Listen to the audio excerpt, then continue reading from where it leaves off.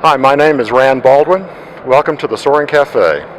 We're here in Reno, Nevada at the SSA 2012 National Convention in the exhibit hall, and you can see behind us one of the beautiful sailplanes that's on display here in the hall. But the subject of our interview today is Captain Barry Schiff. He is a pilot, or a retired airline pilot, who has over 27,000 hours of flying time. And tonight, Barry will be delivering the address at the SSA Annual Awards Banquet. Barry is a columnist for AOPA Pilot magazine. He has written articles for AOPA Pilot and many other general aviation publications. He is an author. He has written several books, and he maintains a website at www.barryschiff.com. Barry has a highly unusual record in aviation. He's flown 325 different types of aircraft, and he holds every FAA aircraft rating except an airship rating. Is that correct, Barry? Every category and class except airship, yeah. Okay. So Barry,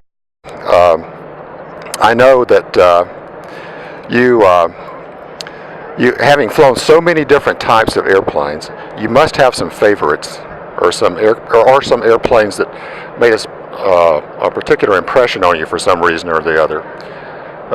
Could you tell us about any particular kind of plane or other aircraft you've flown that's so different than others that it deserves some special mention? Well, every airplane I've flown, aircraft that I've flown, has made an impression on me, and not always good, but usually good. And my favorites really depend on what I'm in the mood for. I mean, if I want to go flying at sunset, I want to fly one kind of an airplane or aircraft. Go from A to B across the Atlantic, certainly I wouldn't want the same one. I want to be by myself, I go soaring. It depends on what I feel like doing. But what has impressed me? The older ones, the P-51, the B-29, flying a U-2, anything that's from the pioneer era. I love old aircraft, mainly because they helped us get to where we are today. Well, speaking of old aircraft, I know you flew a replica, I believe, of the Spirit of St. Louis at one time. Could you tell us something about that airplane and what you did and where you flew and your impressions of the airplane? Well, this was a replica built by the Experimental Aircraft Association, and it's an honor to fly that airplane. But I got to tell you, it's one of the worst flying airplanes I've ever flown. It's a horrible airplane to fly. You roll into a turn, let go of the stick, and it just goes straight ahead into a skid. It's so unstable. It doesn't have enough tail volume, and when you fly that airplane, it makes you appreciate all the more what Lindbergh did, flying that airplane for all those hours after having been up for 20 hours, no less. It was a remarkable thing to do. To go across the ocean now on an autopilot in an airplane that's stable, that's duck soup. What he did, I don't think anybody could do it again in that airplane. It was that miraculous. Wow. I've always thought that was such an extraordinary flight, given the circumstances, but I had no idea that the plane itself was that difficult to fly. So that's a revelation. No stability at all. Well, which airplanes among those older airplanes, let's say, would be a favorite for just flying cross country on an afternoon? I like the PT-22. It's a World War II trainer, early in the war, made by Ryan. It's a two-place tandem open cockpit monoplane, and it has a Kinner engine. Not very reliable, but it sounds so beautiful. It kind of sings to you, and it just putters you along from A to B. And you can't fly high in it, you can't fly fast in it, which means you have all the opportunity in the world to look at the terrain and appreciate where you are. To go cross country for the fun of it, that'd be my airplane. Well, let me change the subject a bit. General aviation in this country is facing a number of challenges these days, and we won't list them all. But what do you think the most serious challenge we have that we really have to make a concerted effort to overcome? That's a really interesting question, and one would have to go very deep into the subject. But when a lot of the folks took up flying when I did, and the older folks who are still flying today, they started in the glory days, not long after the end of World War II. And flying was glorious, it was glamorous, it was exciting. To the kids today, who grow up with the computers and the monitors and all of the fancy games they have, it's not as exciting to them.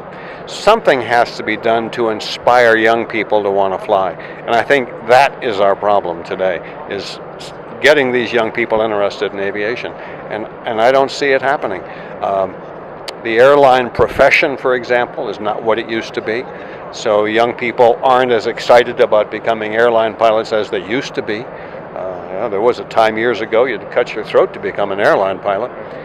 It's not that great a profession anymore for a variety of reasons. So I think the culture of aviation has to change somewhat if we're going to inspire people to want to fly more.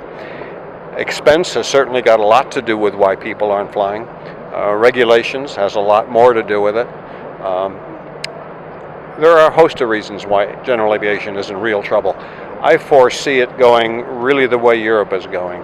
Only the very wealthy will fly. I know you're also a soaring pilot, and you mentioned that at the beginning. And when I was looking at your website and going through the list of aircraft you've flown, I counted, at least 12 or 15 gliders. I don't remember exactly how many glider types that you've flown, or glider models that you've flown. What is it about soaring that intrigues you? It's the closest that we can get to the birds. I mean, it's total freedom. We are reliant upon something mechanized, but I don't know, when I get above the ridges over there in Hawaii and I just go back and forth and I see the ocean on my left and gorgeous verdant hills on my right, and I'm at peace with the world. Nothing bothers me. I leave all my problems behind. It does something to instill in me a feeling of being at peace with myself. I love soaring. It does something for me no airplane can do. Well, I think most of us here in Reno today could sympathize with that point of view. Well, I know you've written several books, and at least 2 fiction books, I believe. Do you have any other projects like that on the horizon? Well, yes, I'm writing a book on basic aeronautics for high school kids, hoping not to inspire a generation of kids to fly, but at least if they do get interested, there'll be a book out there that will make it exciting for them to read and easy for them to learn what the essentials of flight are all about. Well, that's something new, because all the books on that subject I've seen are oriented toward pilots or their college level textbooks. So I think that sounds like a great idea to me. I hope so. Okay. Well, it's been a real pleasure, Barry, and we look forward to hearing your address tonight at the SSA Awards Banquet, and we really appreciate your taking the time to visit with us today. My pleasure. Okay. Thank you. This is Rand Baldwin reporting for the Soaring Café.